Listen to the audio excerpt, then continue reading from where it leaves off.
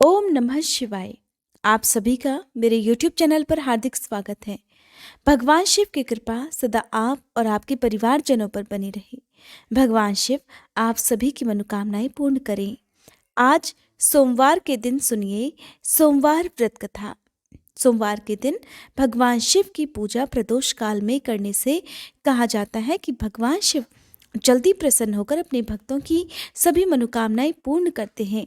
सोमवार के दिन जो भी भक्त भगवान शिव में श्रद्धा और विश्वास रखकर व्रत रखता है और व्रत की कथा पढ़ता है या दूसरों को सुनाता है, भगवान शिव उसकी सभी मनोकामनाएं पूर्ण करते हैं। आइए सुनते हैं सोमवार व्रत कथा। व्रत कथा प्रारंभ करने से पहले आप सभी से अनुरोध है, कमेंट बॉक्स में भोलेनाथ की जय जरूर लिखिएगा। पौराणिक कथा के अनुसार एक समय की बात है, किसी नगर में एक साहूकार रहता था। उसके घर में धन की कोई कमी नहीं थी, लेकिन उसकी कोई भी संतान नहीं थी। इस कारण वो बहुत दुखी था। पुत्र प्राप्ति के लिए वो हर सोमवार व्रत भी रखता था और पूरी श्रद्धा के साथ शिव मंदिर जाकर भगवान शिव और माँ पार्वती की पूजा भी किया करता था। उसकी भक्ति देखकर एक दिन माँ पार्वती प्रसन्न हो गई और भगवान शिव से उस साहूकार की मनोकामना पूर्ण करने का आग्रह करने लगी। देवी पार्वती की इच्छा सुनकर भगवान शिव ने कहा कि हे पार्वती, इस संसार में हर प्राणी को उसके कर्मों का फल मिलता है और जिसके भाग्य में जो हो उसे भोगना ही पड़ता है। लेकिन पार्वती जी ने साहूकार की भक्ति का मान रखने के लिए उसकी मनोकामना पूर्ण करने की इच्छा प्रकट की। माता पार्वती के आग्रह पर भगवान शिव ने साहूकार को पुत्र प्राप्ति का वरदान तो दे दिया, लेकिन साथ ही ये भी कह दिया कि उसके बालक की आयु केवल 12 वर्ष की होगी। माता पार्वती और भगवान शिव के बीच इस संवाद को वो साहूकार सुन रहा था।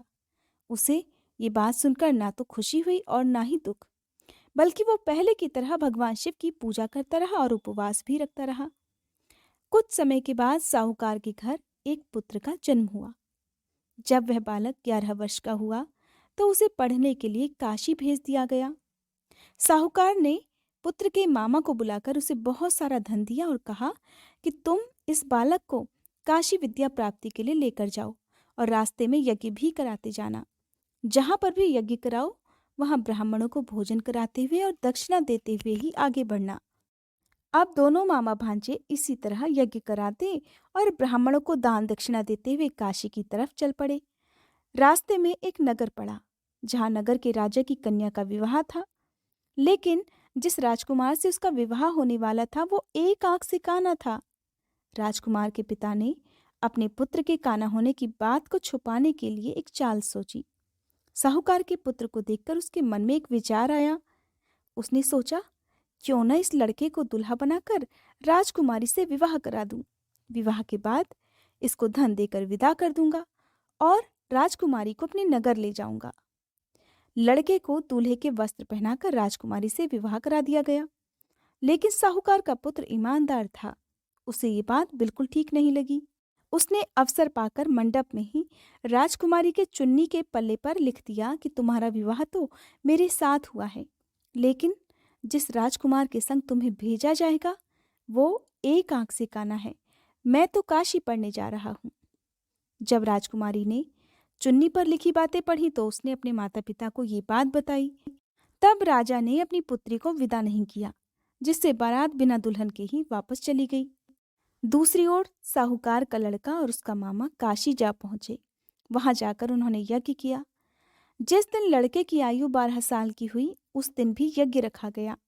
लड़के ने अपने मामा से कहा, मामा आज मेरी तबीयत कुछ ठीक नहीं है। मामा ने कहा कि तुम अंदर जाकर सो जाओ। शिव जी के वरदान अनुसार कुछ ही देर में उस बालक के प्राण निकल गए। मृत भांजे को देखकर उसके मामा ने विलाप करना शुरू कर दिया। संयोगवश उसी समय शिव जी और माता पार्वती उधर से जा रहे थे। माता पार्वती ने भगवान शिव से कहा, हे स्वामी, मुझे इस व्यक्ति के रोने का स्वर सहन नहीं हो रहा। आप कृपया इस व्यक्ति के कष्ट को अवश्य दूर करिए। जब भगवान शिव मृत बालक के पास गए तो कहने लगे कि ये तो उसी साहूकार का पुत्र है जिसे मैंने 12 वर्ष की आयु का वरदान दिया। हे देवी पार्वती, अब इस बालक की आयु पूरी हो चुकी है। लेकिन ममता से विभोर होकर माता पार्वती जी कहने लगी, हे महादेव, आप तो सभी के दुख दूर करते हैं, अपने भक्तों की मनोकामनाएं पूर्ण करते हैं। कृपया आप इस बालक को दीर्घायु होने का वरदान प्रदान करें, अन्यथा इसके वियोग में तो इसके माता पिता भी तड़प तड़प कर मर जाएंगे।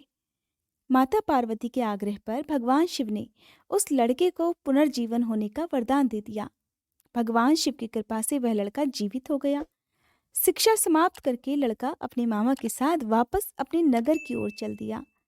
दोनों चलते हुए उसी नगर में जा पहुंचे जहां उसका विवाह हुआ था। उस नगर में भी उन्होंने यज्ञ का आयोजन किया।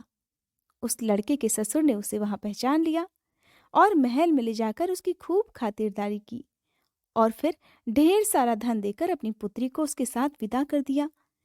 इधर साहूकार और उसकी पत्नी भूखे प्यासे रहकर अपने बेटे के आने की प्रतीक्षा कर रहे थे। उन्होंने प्रतिज्ञा ले रखी थी कि यदि उन्हें अपने बेटे की मृत्यु का समाचार मिला तो वो भी प्राण त्याग देंगे। परंतु अपने बेटे के जीवित होने का शुभ समाचार पाकर वे बहुत प्रसन्न हुए। उसी रात को भगवान शिव ने व्यापारी के स्वप्न में आकर कहा, हे श्रेष्ठी, मैंने तेरे सोमवार के व्रत करने और व्रत कथा सुनने से प्रसन्न होकर तेरे पुत्र को लंबी आयु प्रदान की है। और इस प्रकार जो भी भक्त सच्चे मन से सोमवार का व्रत रखता है या इस कथा को सुनता है और पढ़ता है, उसके सभी दुख भगवान शिव दूर कर देते हैं और सभी मनोकामनाएं भी पूर्ण कर देते हैं। हे भोलेनाथ, जिस तरह से आपने साहूकार के दुख को दूर किया, उसी तरह से इस कथा को सुनने वाले सभी भक्तों के दुख दूर करना। भक्तजनों, ये थी सोमवार व्रत कथा। उम्मीद करती हूँ आज की ये वीडियो आपको पसंद आई होगी।